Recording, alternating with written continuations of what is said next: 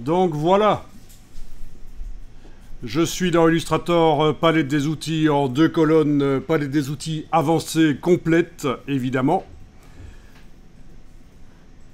Je vais vous demander de produire ceci, juste pour voir si vous y arrivez, avec pas plus de 4 points. Ah oui, parce que je vous voyais déjà en train de penser, bah oui, il suffit de faire des cercles, on va les superposer. Que nenni! 4 points.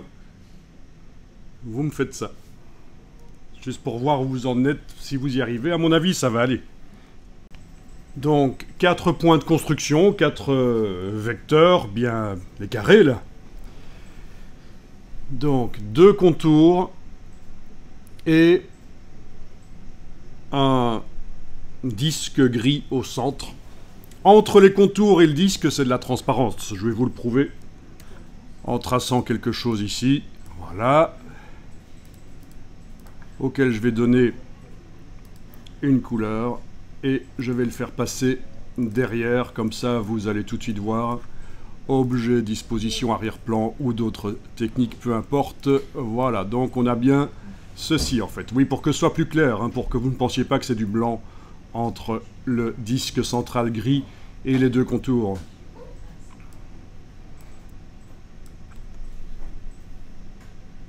Il y a plusieurs solutions pour le faire, mais en voilà une. Enfin, en voilà une. Vous ne voyez pas encore comment ça a été fait, mais comment ça a été fait, je vous montrerai. Alors, allons-y, voyons un peu ce que vous avez fait. Ok. Donc, si je fais commande Y, il n'y a en effet que 4 points, c'est parfait. Palette des calques. Par contre, quand je vais dans la palette des calques, je vois qu'il y a 3 ellipses en fait. Superposées, c'est ça? Donc en fait, il y a 12 points. 3 x 4, 12. Ah ben non. Oui, le principal, c'est le résultat. Et alors, s'il me prend l'envie d'aller modeler, par exemple, d'aller modeler le cercle avec l'outil de déformation, par exemple, outil de déformation ici. Voilà. En affichant les autres, ce serait mieux. Donc, vous voyez, le problème, c'est que si j'essaye de modeler avec l'outil de déformation, ben, ça ne modèle qu'un des 3 cercles, en fait. Hein. Voilà, c'est pas génial. Non, mais il faut tout sélectionner dans ce cas-ci, Faut monsieur. faut tout sélectionner. Oui, il faudrait tout sélectionner. Mais bon, il y a 12 points. Techniquement, il y a 12 points. Alors, voyons ici. Lisons. Si je fais commande Y. Waouh! Mais enfin. Et alors, dans la palette des calques, une ellipse. On a essayé de cacher les autres dans un groupe.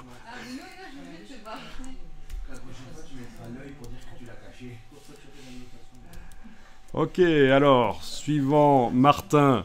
Martin, je lui fais confiance. Martin, je pense que ça va aller. Martin, il est top, Martin. Ça va aller. Alors, commande Y, voilà, ok. On a un seul cercle, quoique, on va aller voir dans la palette des calques. Une ellipse, ben, ça a l'air d'être bien. En plus, tu as utilisé la palette aspect, je vois, puisqu'il y a la pastille qui est grise. Il n'y avait pas de transparence, en fait. Hein. Ah, la transparence, si, il y a de la transparence entre le... Je croyais que tu parlais de la transparence sur les contours, mais en fait, oui, il y a de la transparence entre les contours et... oui, et en fait, non, il n'y a pas de transparence. Ben, t'es honnête, tu l'as dit, je l'aurais peut-être pas vu, mais bon. Ok, alors voyons un peu dans la palette aspect de ce cercle. On a... Ah, ben voilà, il y a déjà une bonne solution. C'est une partie de la solution, ça. Un contour qui est positionné à l'intérieur, 10 points d'épaisseur, ok. Les épaisseurs, c'était pas donné, hein, donc vous pouviez faire ce que vous voulez comme épaisseur à peu près. Celui-ci est, comme on le voit ici, positionné à l'extérieur. Voilà, ça c'est une bonne solution. Et un contour... Ah oui, tu as fait un contour intérieur qui va recouvrir le cercle gris. Ok, bien. Bon. Bel effort. Pour l'instant, t'es premier.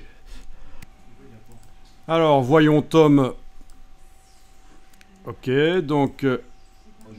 là aussi, voilà. Je vais quand même regarder ici. Voilà, apparemment, on n'a que 4 points. Dans la palette des calques, ça dit quoi? On n'a qu'une ellipse, c'est bien. Donc, de ce point de vue-là, c'est réglé. Donc, il y a quelque chose dans la palette aspect, puisque la pastille est grise. Je vais aller voir dans la palette aspect.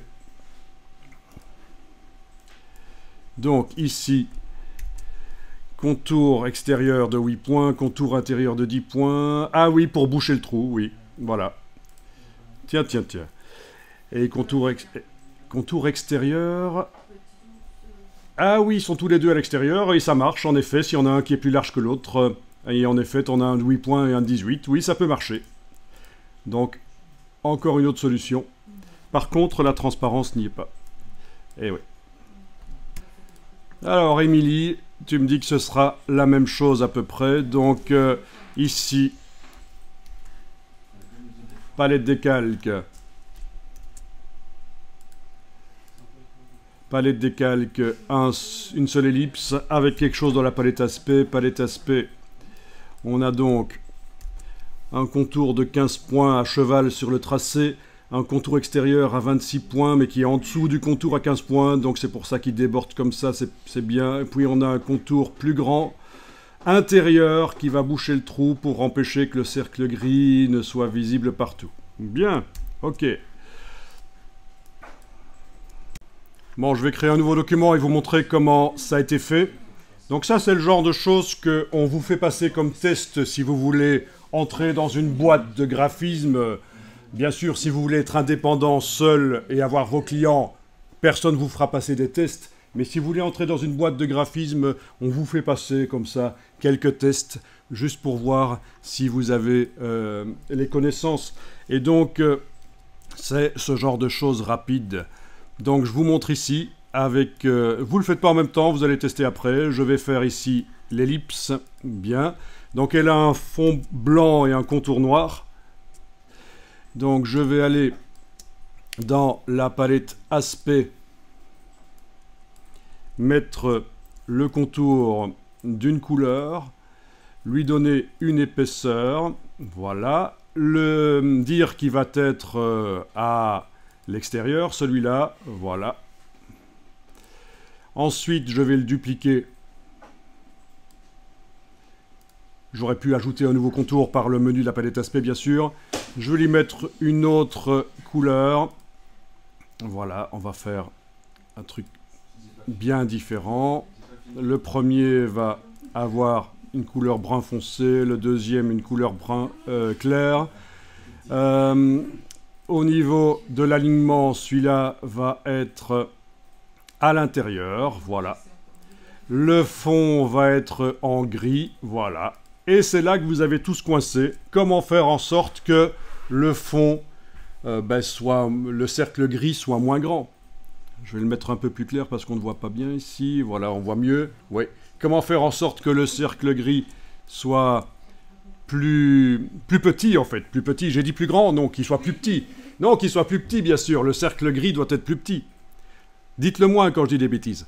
Eh bien, il y a une fonctionnalité qui est extrêmement intéressante dans Illustrator. Est-ce que vous avez déjà entendu parler de la fonctionnalité de décalage? Oui. Bon, eh bien, en ayant le cercle sélectionné et spécifiquement en travaillant sur le fond, je vais appliquer un décalage. Donc, effet, tracé, décalage. Oui, évidemment, je ne vais pas dans le menu objet, tracé, décalage, qui va me faire quelque chose de non modifiable. On va toujours tenter, à moins qu'il y ait une bonne raison de le faire, d'appliquer des effets modifiables. Donc c'est effet, tracé, décalage, la nouvelle version de décalage, quoi, modifiable. Voilà. Je vais ici indiquer par exemple 15, touche tabulation pour valider. On voit que j'arrive à agrandir le cercle. Mais si je mets une valeur négative, moins 10 par exemple, touche tabulation, le cercle se rétracte. Vous pouvez comme ça rétracter les fonds.